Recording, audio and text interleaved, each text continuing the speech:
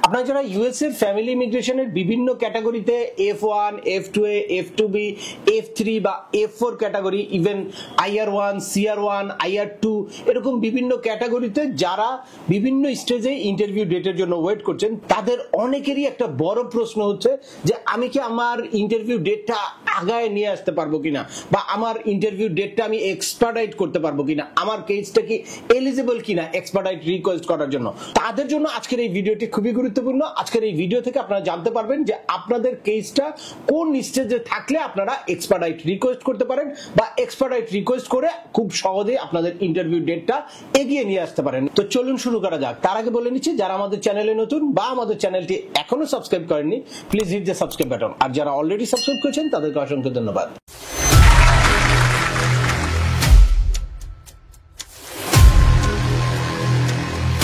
Welcome back. আপনাদের সাথে আছে আমি সিএম আমিনুল বাহার। আমাদের এই চ্যানেলে ইউএস এর ফ্যামিলি ইমিগ্রেশনের step by step total processing এবং ইন্টারভিউ টেকনিক সম্পর্কিত ডিটেলস ইনফরমেটিভ হিউজ ভিডিও আছে। এট দ্য সেম টাইম কি কারণে আপনার কেসটা বাতিল হতে পারে, কিভাবে আপনার কেসটা এক্সপার্টাইট করতে পারেন, বা কিভাবে আপনারা আপনাদের চাইল্ডের এজ আউটকে অ্যাভয়েড করতে পারেন, এই সংক্রান্ত ডিটেলস ভিডিও আছে। আপনারা যারা যেই টপিকসে ইন্টারেস্টেড দয়া করে ওই রিলেটেড সকল ভিডিওগুলো দেখবেন। এরপর ছোটখাটো প্রশ্ন থাকলে ভিডিওর নিচে কমেন্টস করবেন। আর তারপরেও একান্ত কোনো ব্যক্তিগত পরামর্শ বা আমাদের কোনো সার্ভিস নিতে চাইলে ডিসক্রিপশনে থাকা হোয়াটসঅ্যাপ নম্বরে অ্যাপয়েন্টমেন্ট বুক করে সরাসরি যোগাযোগ করতে পারেন। এট দ্য সেম টাইম আমাকে ইমেইল করতে পারেন এবং আমাদের ফেসবুক পেজটি ফলো করে সবসময় আমাদের সাথে যুক্ত থাকতে পারেন। এনিওয়ে, চলে আসে আজকের মূল আলোচনায়। আপনারা যারা ইউএস এর ফ্যামিলি ইমিগ্রেশনের বিভিন্ন ক্যাটাগরিতে দীর্ঘদিন ধরে ইন্টারভিউ ডেটের জন্য অধীর আগ্রহে অপেক্ষা করছেন, তারা অনেকেই এই ইন্টারভিউ ডেটটা এক্সপার্টাইট করতে চায় বা দ্রুত তাদের ইন্টারভিউ নিতে চায়। ইন্টারভিউ ডেটের জন্য দ্রুত তারা ইন্টারভিউ ডেটের জন্য আবেদন করতে চায়। তো সেক্ষেত্রে অনেকেই আমার কাছে আসে যে আমার কেসটা কি এলিজিবল কিনা, বা আমি কি এখন ইন্টারভিউটাকে এক্সপার্টাইট করতে পারি কিনা।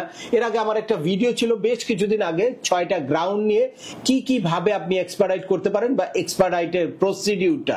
আপনারা একটু যারা ওই ভিডিওটা দেখেন নাই, আই বাটনে ক্লিক করে ওই ভিডিওটা দেখে নেবেন। আজকে আমি আলোচনা করব যে আপনার কেসটা কি আসলে এলিজিবল কিনা, এইটা কিভাবে বুঝবেন, বা আপনার কেসটা কোন স্টেজে থাকলে আপনি এক্সপার্টাইট রিকোয়েস্ট দিতে পারেন, বা কোন কোন গ্রাউন্ডে এক্সপার্টাইট রিকোয়েস্টটা অ্যাকসেপ্ট করা হয়। তো প্রথমে আসি যে আপনার কেসটা কি এলিজিবল কিনা। তো আপনার কেসটা এক নাম্বার হচ্ছে ডকুমেন্টারিলি কোয়ালিফাইড হতে হবে। এটা F1 হোক, F2A হোক, F2B হোক, F3 হোক, F4, IR1, CR1, IR2, যে কোনো ক্যাটাগরি, EB3 হোক, EB1 হোক, মানে যে কোনো ক্যাটাগরির হোক, প্রথমেই হচ্ছে আপনার ফার্স্ট কন্ডিশন হচ্ছে আপনার কেসটা ডকুমেন্টারিলি কোয়ালিফাইড হতে হবে। তাহলেই আপনারা এনভিসির কাছে এক্সপার্টাইট রিকোয়েস্ট পাঠাতে পারবেন যে আপনার ইন্টারভিউ ডেটটা দ্রুত দেওয়ার জন্য। আপনারা জানেন যে এখন ইউএস এমবাসি ঢাকার হিউজ ব্যাকলগ আছে। দেখা যায় যে F4 ক্যাটাগরির প্রায় 3-4 বছর ইন্টারভিউ ডেটের জন্য, ডকুমেন্ট কোয়ালিফাই হওয়ার পরে ইন্টারভিউ ডেটের জন্য ওয়েট করতে হয়। আর এছাড়া IR1, CR1, IR2 বা F2B এইসব ক্যাটাগরিতেও 1.5 বছর 2 বছর অপেক্ষা করতে হয়। তো সেক্ষেত্রে আপনারা যদি ডকুমেন্ট কোয়ালিফাই হওয়ার পরে এলিজিবল হন, বা ডকুমেন্ট কোয়ালিফাই হওয়ার পরে আপনাদের ভ্যালিড কোনো গ্রাউন্ড থাকে, তাহলে কিন্তু খুব দ্রুত আপনারা কেসটাকে এক্সপার্টাইট করতে পারেন। এক্সপার্টাইট রিকোয়েস্ট দিলে আর এক্সপার্টাইট রিকোয়েস্টটা যদি অ্যাকসেপ্ট হয়, তাহলে নেক্সট 15 ডেজ এর মধ্যেই আপনাকে একটা ইন্টারভিউ স্লট দিয়ে দিবে। এ কারণে এটা একটা খুব গ্রেট অপরচুনিটি আপনার ইন্টারভিউ ডেটটাকে এগিয়ে নিয়ে আসার, বা খুব দ্রুত ইন্টারভিউ দিয়ে তারপর ইউএসএ যাওয়ার। তবে অবশ্যই আপনার কেসটা ভ্যালিড হতে হবে বা এক্সপার্টাইটের জন্য এলিজিবল হতে হবে। তো এলিজিবলের ক্ষেত্রে একটা কন্ডিশন হচ্ছে অবশ্যই ডকুমেন্ট কোয়ালিফাই হতে হবে, আর আরেকটা কন্ডিশন হচ্ছে আপনার ফাইনাল অ্যাকশন ডেটটা কারেন্ট হতে হবে। আমরা প্রতি মাসে ইউএস এর স্টেট ডিপার্টমেন্টের একটা ভিসা বুলেটিন শেয়ার করি, সেখানে আপনারা দেখবেন যে আপনাদের কোন ক্যাটাগরির ফাইনাল অ্যাকশন ডেট কোনটা। এই যে আপনারা যদি মার্চ 2025 এর ভিসা বুলেটিনটা দেখেন, ফাইনাল অ্যাকশন ডেট আছে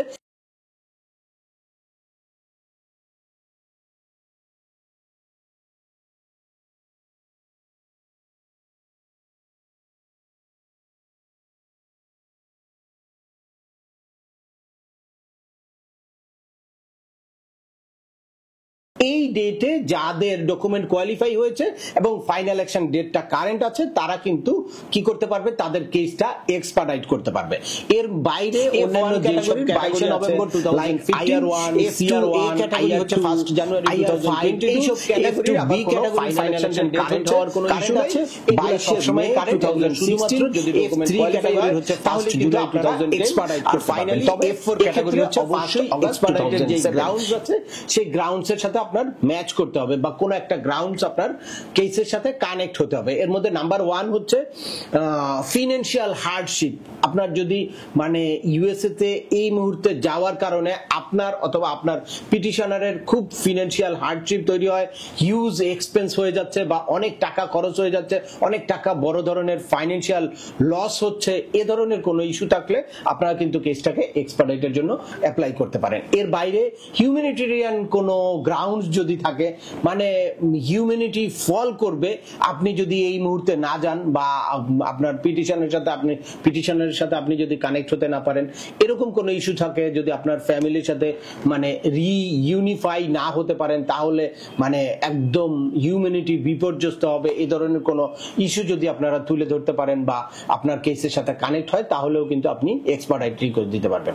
আর এর বাইরে মেডিকেল ইস্যু আছে, এটাও খুব ইমার্জেন্সি মেডিকেল গ্রাউন্ড যদি থাকে আপনার অথবা পিটিশনারের, তাহলেও আপনি কিন্তু এক্সপার্টাইট রিকোয়েস্ট দিতে পারবেন। আর ফাইনালি এইজ আউট যদি থাকে, আপনার চাইল্ডের এইজ আউট কোনো ইস্যু থাকে তাহলেও আপনারা কিন্তু এক্সপার্টাইট রিকোয়েস্ট দিতে পারবেন।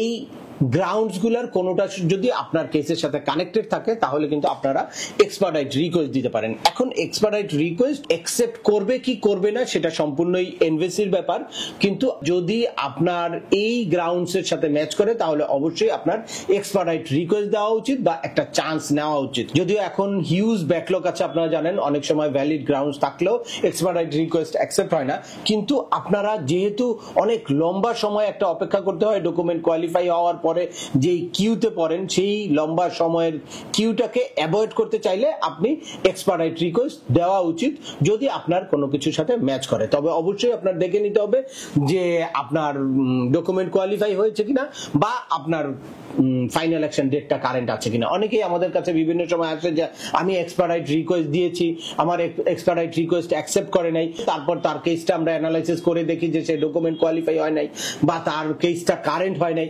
তো এক্ষেত্রে কিন্তু উল্টা আপনার নেগেটিভ ইফেক্ট পড়তে পারে।